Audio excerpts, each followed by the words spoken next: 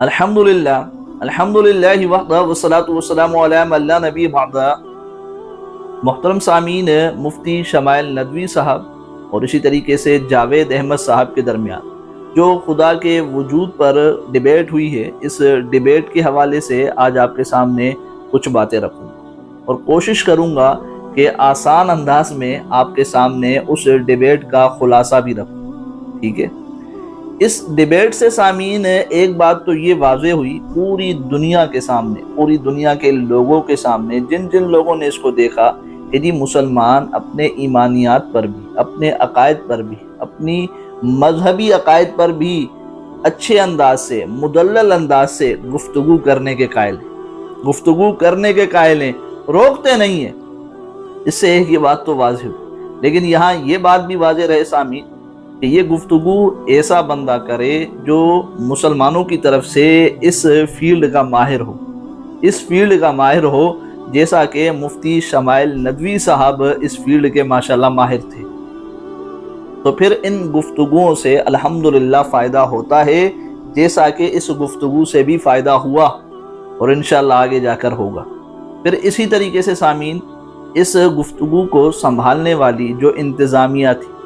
इंतज़ामिया थी वो भी काबिल तारीफ़ थी कि जिस अंदाज से, जिस तरीके से उन्होंने इस गुफ्तगू को, इस डिबेट को मैनेज किया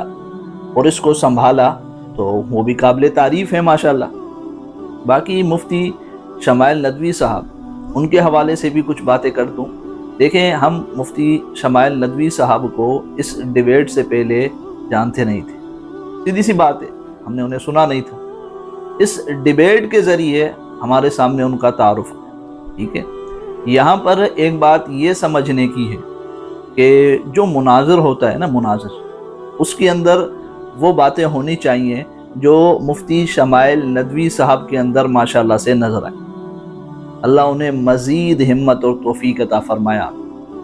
मसलन एक चीज़ तो ये कि इनको अपने इस उन्वान पर, जिस उन्वान पर ये काम कर रहे हैं ना, जिस उन्वान पर ये काम कर रहे हैं, उस उन्वान पर माशाल्लाह उसके उसूल इनको वो पक्के हैं, उसूल इनके पक्के हैं उस उन्वान के हवाले से। इसी तरीके से ये जो इनकी डिबेट हुई, तो डिबेट के अंदर एक चीज़ ये भी देखी जाती है कि मौजू से मुनाज़र बाहर ना निकले, मौजू से, गुफ्तगू से, वो जो गुफ्तगू को उन्वान होता है उससे बाहर ना निकले, ताकि सुनने वालों को वो उन्वान समझ में तो आए, वो समझ में तो आए वो उन्वान। तो ये बात भी माशाल्लाह इनके अंदर बहुत ही अच्छी थी कि ये बात भी इनके अंदर देखी गई। फिर तीसरी बात ये कि मुनाजरे के अंदर अच्छे तरीके से गुफ्तगू करे, मुदल्लल अंदाज से गुफ्तगू करे, सलीके से गुफ्तगू करे, ताकि उसकी कम अज़ कम गुफ्तगू से ही लोग मुतासिर रहें, गुफ्तगू अच्छे तरीके से करें। और माशाल्लाह मुफ्ती शमाइल साहब के अंदर ये बात भी बहुत ही अच्छी थी कि वो अच्छे अंदाज से, अच्छे तरीके से गुफ्तगू न सिर्फ कर रहे थे बल्कि अपने दलाइल को भी पेश कर रहे थे। फिर चौथी बात ये कि मुनाजिर जो मुनाजरा करने जा रहा है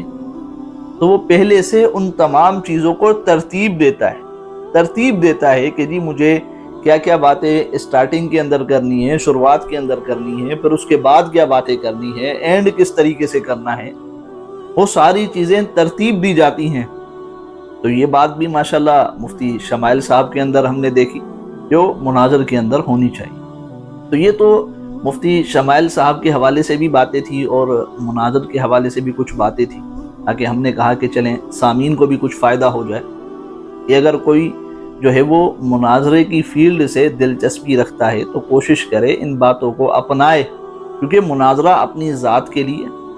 खुद को जितवाने के लिए नहीं किया जाता, दीन की खिदमत के लिए किया जाता।